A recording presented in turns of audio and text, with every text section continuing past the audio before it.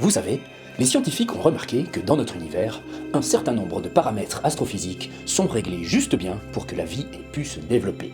Ils ont découvert qu'en fait, la probabilité était minuscule d'avoir des réglages compatibles avec la vie. Les chercheurs débattront encore longtemps de la probabilité exacte, mais on est sûr qu'elle est faible. Les anglophones appellent ça le fine-tuning de l'univers. Certains prétendent y voir la preuve de l'existence d'un dieu créateur, d'une intelligence qui aurait remplacé le hasard dans ce paramétrage et qui aurait fait en sorte que tout fonctionne. Mais non, désolé, il y a une explication beaucoup plus plausible.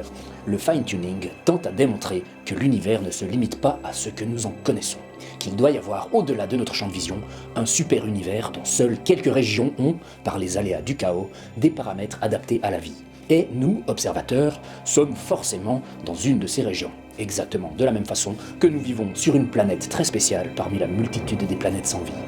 Nous sommes dans un bout d'univers très spécial, dans un vaste bordel. C'est la façon la plus plausible d'expliquer le fine-tuning. Non démontré, mais probable.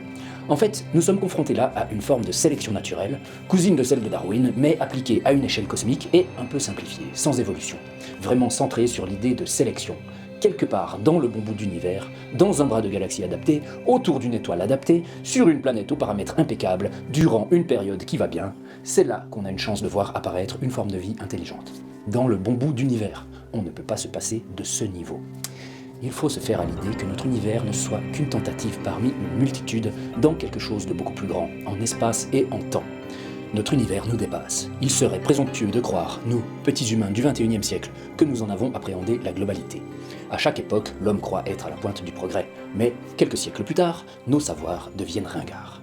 Notre connaissance actuelle de l'univers n'y fera pas exception. Il y a encore plein de choses à découvrir, et cette idée de fine-tuning nous pousse à esquisser la suite. C'est pourquoi les scientifiques s'intéressent tant au concept de multivers, sous toutes ses variantes possibles. Perso, je pencherais plutôt pour un super univers, infiniment grand et durable, facile à comprendre. Pas de théorie des cordes ou toute autre fantaisie quantique qui complique inutilement les choses, non. Un simple super univers à 3 dimensions d'espace, où les lois et constantes de la physique sont fluctuantes. Un système chaotique qui fait que les conditions propices à la vie apparaîtront forcément un jour quelque part dans tout cet infini bordel. Tout ceci n'est pas prouvé, mais ça semble donc plus plausible qu'un univers limité à ce que nous voyons. Et je suis sûr qu'au fond de vous, vous le saviez déjà. Voilà, donc comme vous le voyez, je commence une série de vidéos à la jonction entre science et philosophie.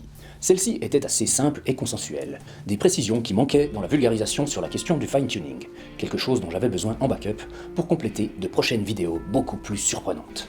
Je vous expliquerai par exemple pourquoi nous ne vivons pas dans une simulation, et pourquoi l'œuvre de Shakespeare n'est pas encodée dans les décimales de pi. Abonnez-vous et mettez la cloche si vous avez la ref.